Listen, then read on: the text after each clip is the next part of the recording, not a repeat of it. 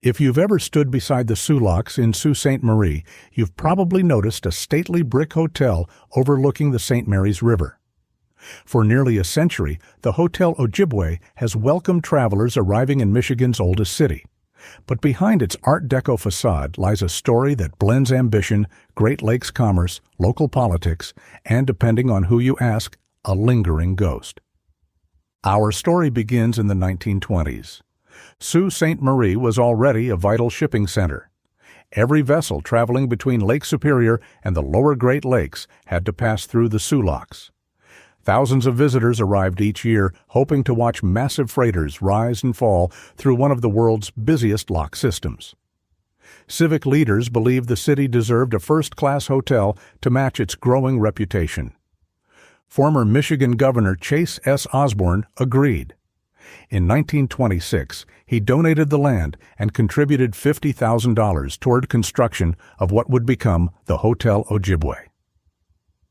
The project cost roughly $250,000, a significant investment for its time, and reflected the optimism of the Roaring Twenties.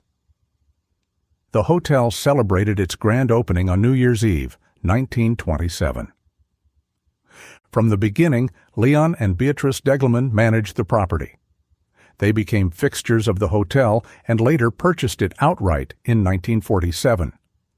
Their names remain closely tied to the Ojibway's history, even lending their name to one of the hotel's meeting rooms today. Imagine arriving in Sault Ste. Marie in the late 1930s. Outside the hotel, Packards, Buicks, and Fords lined Portage Avenue. Bellhops hurried luggage through revolving doors. Inside, guests found polished wood, elegant dining rooms, and one of the finest accommodations anywhere in Michigan's Upper Peninsula. Business executives mingled with tourists, politicians, and shipping officials. Boxing champion Jack Dempsey and heavyweight legend Joe Louis were among the notable guests who visited over the years, and President George Bush stayed there decades later.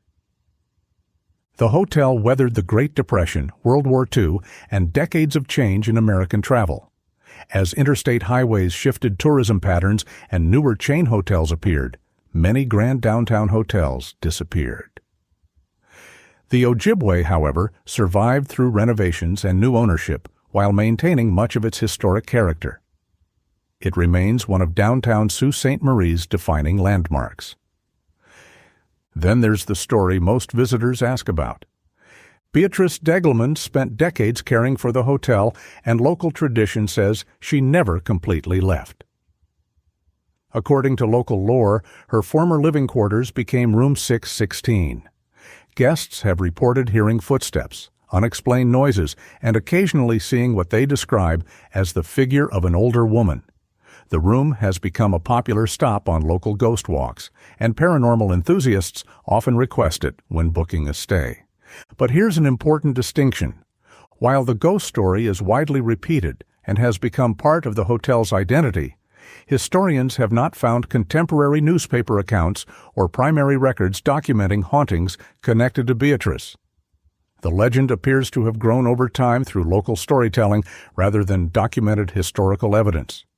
Whether you visit for its architecture, its connection to the Soo Locks, or the mystery surrounding Room 616, the Hotel Ojibway represents nearly 100 years of Upper Peninsula history.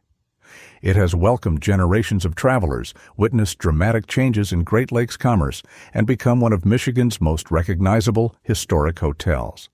Sometimes that's enough to make a building unforgettable. And sometimes people believe someone is still checking in. Thanks for listening to this latest episode on the End of the Road in Michigan. Please look for the video about the hotel on our webpage in the description.